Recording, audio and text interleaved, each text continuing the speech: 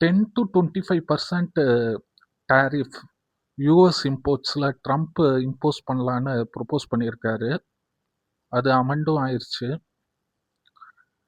இன்னைக்கு வீடியோவில் US impose பண்ண டாரிஃப்ஸ் நம்மளுக்கு பூன் ஆர் பேன் அப்படிங்கிறத தான் பார்க்க போகிறோம். ஹலோ ஆல், நான் Shankar. Welcome back to the channel. எல்லாரும் எப்படி இருக்கீங்க? I hope all of you are doing good. So நிறைய பேர் பரவாயில்ல 2026 தான் வந்து ட்ரம்ப் ஃபஸ்ட்டு அதிகமாக டேக்ஸ் இம்போஷன் டேரிஃப்ஸ்லாம் பண்ணியிருக்காங்க அப்படின்னு சொல்கிறாங்க.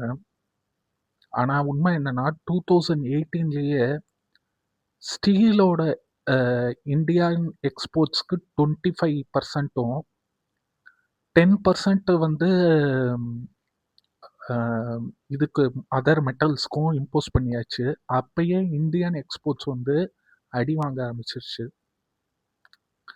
அடுத்து பெனிஃபிட்ஸ் வந்து ரிமூவ் பண்ணியாச்சு. 2019 Indian exports of electronics, gadgets and other ஐட்டம்ஸ்க்கு வந்து பெனிஃபிட்ஸ் ரிமூவ் பண்ணியாச்சு.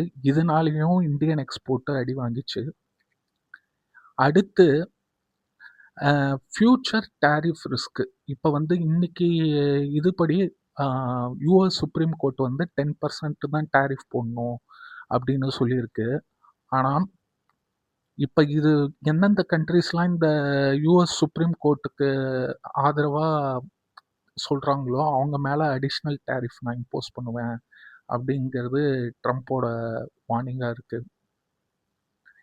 ஸோ இந்தியாவை பொறுத்த வரைக்கும் இது பாலிடிக்ஸ் மட்டும் இல்லை, ஐடி அடி வாங்கும், எலக்ட்ரானிக்ஸ் அடி வாங்கும், அண்ட் அதர் இண்டஸ்ட்ரீஸும் அடி வாங்கும். எக்ஸ்போர்ட்டில் எதெல்லாம் நம்பி இருக்கோ.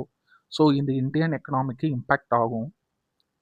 அடுத்து 60% tariffs on Chinese goods imports அப்படின்னு சொல்லியிருக்காரு. ஸோ இது இந்தியாவில் 2 விஷயம்.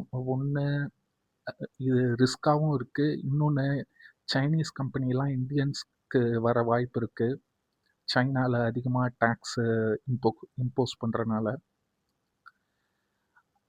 அடுத்து என்ன பார்ப்போம் அப்படின்னா, இது வந்து ஒரு ஆப்பர்ச்சுனிட்டி, ரிஸ்க்கு ரெண்டுமே இருக்குது. இந்தியாவில் இம்பேக்ட் ஆகுமா அப்படின்னா இம்பேக்ட் ஆகும். அதோட ரிசல்ட்டு பெரிய அளவு நெக்ஸ்ட் 1 to 2 இயர்ஸ் தெரியும். ஸோ இந்த வீடியோ உங்களுக்கு பிடிச்சிருந்தா லைக், ஷேர் அண்ட் கமெண்ட் பண்ணுங்கள். மறக்காமல் சப்ஸ்கிரைப் பண்ணுங்கள் அண்ட் ஹைப் பண்ணுங்கள். நம்ம வந்து இந்தியன் ஃபினான்ஷியல் நியூஸ் மட்டும் பார்க்காம லைக் குளோபல் ஃபினான்ஷியல் நியூஸும் பார்ப்போம். தேங்க்யூ ஆல் ஃபார் வாட்சிங்.